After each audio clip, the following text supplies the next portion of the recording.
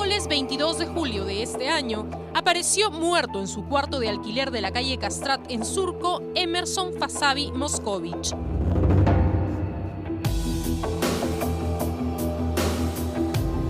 Un joven de 27 años que trabajaba en la cuadra de la casa del presidente Ollanta Humala como vigilante y mandadero. Las investigaciones de la DIRINCRI sobre algunos aspectos oscuros de la muerte de Fasabi estaban en curso y en realidad el caso no había tomado ninguna notoriedad. No hasta que el 26 de agosto, es decir, el miércoles pasado, este documento membretado del estudio Balbín Abogados ingresó por mesa de partes al Ministerio Público. En este documento se denuncia a la primera dama Nadine Heredia de ser la autora intelectual de la muerte del vigilante. Así como lo oye, se le denuncia por ser la presunta autora intelectual del secuestro con lesiones graves y homicidio calificado de Emerson Fasabi Moscovich. ¿Cómo murió Emerson Fasabi? ¿Se trató de una muerte natural o efectivamente de un crimen? ¿Qué tiene que ver Nadine Heredia con el presunto asesinato de Fasabi? Y sobre todo, ¿quién o quiénes la acusan de haber planificado su muerte y con qué argumentos? Aquí lo han torturado, supuestamente, el fiscal va a explicar, lo torturaron para sacar la información respecto a las agendas. A quién le entregó, quién sacó, quién le dio, etcétera, y de repente se le pasó la mano, pues. Entonces, aquí hay un tema gravísimo, gravísimo. ¿Qué? O sea, aquí, ojo, a decirle a Ollanta Humala y a Nadine Heredia, aquí no van a comprar testigos como madre mía, ojo. A continuación, en Sin Medias Tintas, vamos a poner en blanco y negro todo lo que se sabe y lo que no de la muerte de Emerson Fasabi y de cómo y por qué la primera dama Nadine Heredia terminó siendo acusada por este abogado de ser el cerebro detrás de un supuesto oscuro crimen.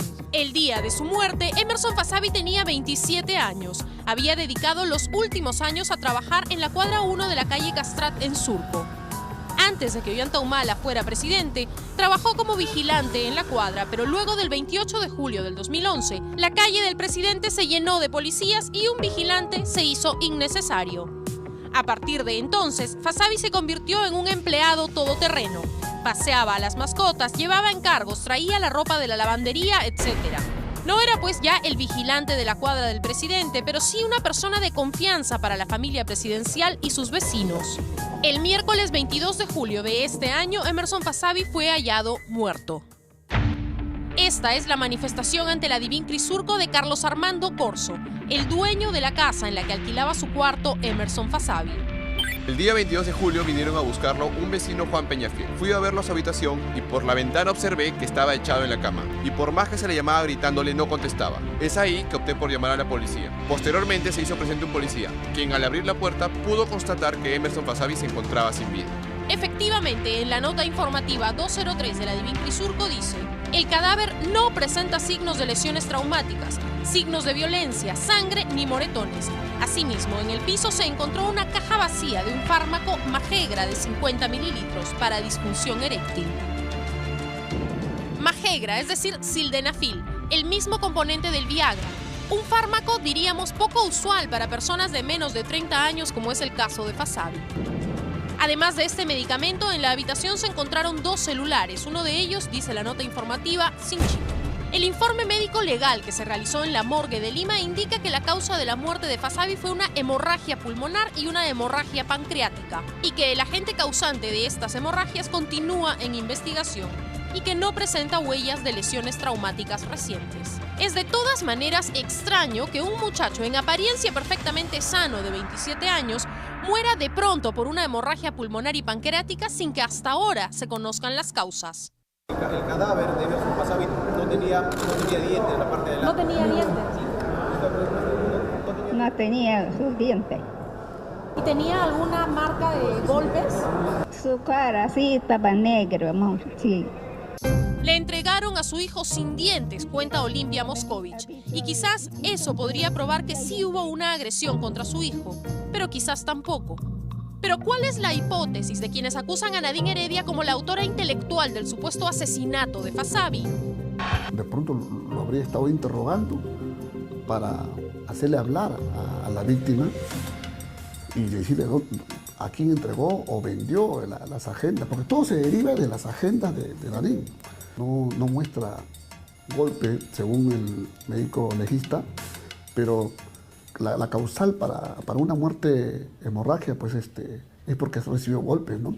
O una asfixia. La técnica del empaque consistía en que al delincuente o al criminal o al sospechoso de un crimen lo empaquetaban con una frazada mojada y después luego de ello lo golpeaban. Para que no se produzcan hematomas. Para que no quede huellas o hematoma, ¿no?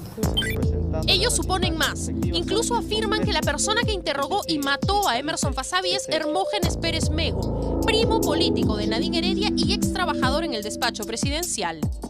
Ah, ya. O sea, ellos dicen que Fasabi fue asesinado por Pérez Mego mientras este lo interrogaba sobre la sustracción de las famosas agendas de la primera dama y se le pasó la mano. Saben que fue él, pero no pueden decir en qué se basan para decirlo. Es un poco sospechoso, ¿no? Pero también es sospechoso todo el asunto del traslado del cadáver de Emerson Fasabi desde la morgue central de Lima hasta el poblado de Tahuanía, donde vive su madre, Olimpia Moscovich. El cuerpo de Emerson Fasabi fue llevado a la morgue central de Lima el 22 de julio. El 3 de agosto, un amigo de Fasabi de nombre Juan José Peñafiel se acercó a la Divincri a dar su manifestación y allí declaró que él quería sacar de la morgue el cadáver de su amigo y que necesitaba una orden judicial. Sus familiares residen en el departamento Ucayali y no cuentan con los medios económicos para viajar a la capital, motivo por el cual he organizado una colecta económica acopiando una cantidad de dinero destinado a sacar el cadáver y trasladarlo a Ucayali y darle una cristiana sepultura. Cuando ha fallecido Emerson, los amigos que tenía de la policía, los choferes de la casa del presidente han buscado a la familia y como ustedes saben permaneció 15 días en la morgue sin que ningún familiar lo reclamara, para que vean que no había ninguna cercanía con su familia. La versión de Carola Lozano Moscovich, prima de Emerson Fasabi, es distinta. Ella asegura que estuvo en la morgue, que trató de retirar el cadáver de su primo, pero que no se lo permitieron. Yo me fui a la morgue de Lima el 5 de agosto. Todavía mi primo estaba ahí. No pude verlo porque me dijeron que tenía que tener el permiso de la funeraria y el pago que se debía de hacer, que ya ascendía a 700 soles. Y como no contaba con esa cantidad de dinero para poder sacarle, no pude hacer mucho. Entonces no le entregaron el cadáver a Carola, que sí es familiar de Emerson, pero sí a su amigo Juan José Peñafiel. Ya desde ahí es extraño, y más extraño todavía para la familia, que alguien haya podido llevar ese cadáver hasta Tahuanía tan rápido. Pues la mamá de Emerson asegura que fue el 8 de agosto que un extraño le tocó la puerta y le dejó en un ataúd el cuerpo de su hijo. ¿Y llegó alguien a su casa con Emerson? Sí, así. ¿Se acuerda cómo era? Ah, su amigo, un chatito, No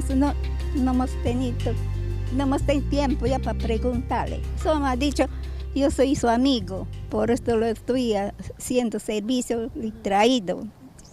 Sí, se ha puesto a llorar ahorita. O sea, tan rápido. ¿Cómo lo han llevado tan rápido, no? Porque yo vivía por esa parte cuando yo era pequeñita. Es bien lejos, es lejano, lo más remoto de la lejanía. ¿Cómo y con qué dinero pudo alguien sin recursos hacer todo ese periplo con un cadáver a cuestas en menos de 2 días? Ya, eso también es muy extraño. Pero también es extraño que un abogado que nada tiene que ver con nada lea un día una revista y de pronto decida denunciar por autoría intelectual de asesinato a la primera dama.